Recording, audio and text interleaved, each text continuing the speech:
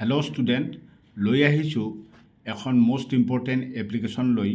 তোমালোকৰ মেট্ৰিক পৰীক্ষাত ইংলিছ বিষয়ত এখন লেটাৰ দিব পাৰে, লেটাৰ নিদিলে এপ্লিকেশ্যনো দিব পাৰে। তাৰমানে আমি এপ্লিকেশ্যনো চাব লাগে, একচুৱেলি লেটাৰো চাব লাগে।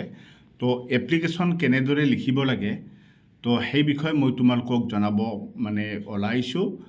তোমালোকে এই কুৱেশ্যনটো চোৱাচোন। Write an application to your headmaster principal praying for a half holidays to celebrate the victory of your school team in the inter-school volleyball, football, cricket tournament. ইয়াত মই ভলীবল, ফুটবল, ক্ৰিকেট টুৰ্ণামেণ্ট যদিও দিছোঁ, পৰীক্ষাত তোমাৰ হয়তো volleyball tournament, football tournament, cricket tournament দিব পাৰে। আৰু তোমালোকৰ স্কুলৰ ভলীবল টীম বা ক্ৰিকেট টীম বা ফুটবল টীমে তোমাৰ ধৰাছোঁ কোনো এখন ঠাইত গৈ ইণ্টাৰ স্কুল টুৰ্ণামেণ্ট এখনত, inter school volleyball tournament, football tournament, cricket টুৰ্ণামেণ্টত যোগদান কৰিছিল, তাত সিহঁতে জয়লাভ কৰিছে। তো গতিকে এইটো চেলিব্ৰেট কৰাৰ কাৰণে তোমালোকে বিদ্যালয়ৰ প্ৰিন্সিপাল বা হেডমাষ্টাৰ যিয়ে নাথাকা কিয়, তো তোমালোকে কেনেদৰে চেলিব্ৰেট কৰিবা, তো তাৰ হাফ হলিডেজ বিচাৰি, অৰ্ধছুটী বিচাৰি এখন আবেদন লিখিব লাগে। তো যিকোনো আবেদনত তোমালোকে প্ৰথমতে কি কৰিবা, যদি হাইস্কুল হয় তোমালোকে এনচাৰত ষ্টাৰ্ট কৰিবা to the headmaster X .. high school, তাৰমানে স্কুলৰ নাম মেনশ্যন নকৰিবা তোমালোকে। আৰু যদি হায়াৰ ছেকেণ্ডাৰী হয় to the principal, to the headmaster নিদি হায়াৰ ছেকেণ্ডাৰীত যদি তোমালোকে পঢ়ি আছা তেতিয়াহ'লে তোমালোকে দি দিবা to the principal XY .. higher secondary school. তাৰপিছত তোমালোকে ছাবজেক্ট দিবা, যেনেকৈ ইয়াতে হাফ হলিডেজ খুজিছিলে, prayer for half holidays. Right ছাইডে মই যেনেকৈ দিছোঁ ফ্ৰম দ্য এক্সামিনেশ্যন হ'ল আৰু ডেট। এই ডেটটো তোমালোকে যিটো পৰীক্ষাত ডেট থাকিব সেই ডেটটো তোমালোকে বহাই দিবা, ঠিক আছে। তো গতিকে ডেটৰ জেগাত তোমালোকে পৰীক্ষাৰ দিনাখনে যিটো ডেট থাকে সেই ডেট দি দিবা। তাৰপিছত নেক্সট পেৰেগ্ৰাফ চেঞ্জ কৰি তোমালোকে লিখিব লাগিব, ছাৰ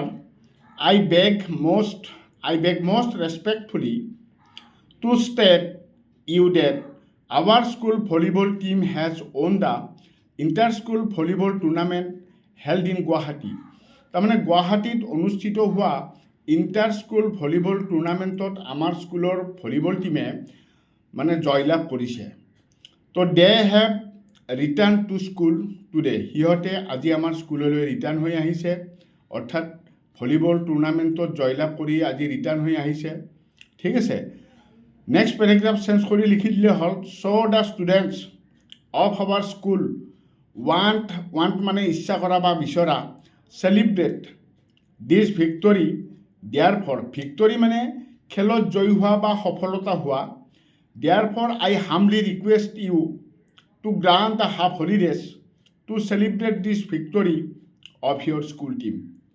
শেষত তোমালোকে এইটো হাফ হলিডেজ বিচাৰি যি গতিকে আমাৰ হৈ গ'ল প্ৰিন্সিপাল বা হেডমাষ্টাৰক লাগি, তো শেষত তোমালোকে লিখি দিব লাগে ইয়ৰ্ছ ফেইথফুলি ৱাই, তোমাৰ নাম মেনশ্যন নকৰিবা, ইয়ৰ ফেইথফুলি বুলি তোমালোকে দি দিবা, ঠিক আছে। তো এনেকুৱা টাইপৰ তোমালোকক এখন এপ্লিকেশ্যন দিব পাৰে। এপ্লিকেশ্যনখন তোমালোকে ভালদৰে চাই ল'বা, ঠিক আছে। এপ্লিকেশ্যনৰ লগত তোমালোকৰ লেটাৰো দিব পাৰে। মই লেটাৰ ৰাইটিঙৰ এটা ইজি ট্ৰিক্স দিছিলোঁ, যিকোনো লেটাৰ কেনেদৰে কমন থাকে। তো সেই তোমালোকৰ সেই ইজি ট্ৰিক্সৰ, মোৰ লেটাৰৰ ইজি ট্ৰিক্সখনো মই তোমালোকক ইয়াৰ ডেছক্ৰিপশ্যনত মই লিংকটো দি দিম, তোমালোকে চাই ল'ব পাৰিবা। তেতিয়া লেটাৰো কেনেদৰে লিখে তোমালোকে লিখিব পাৰিবা। তো আজিলৈ আৰু বিশেষ নাই, ইমানতে সামৰণি মাৰিলোঁ, ধন্যবাদ।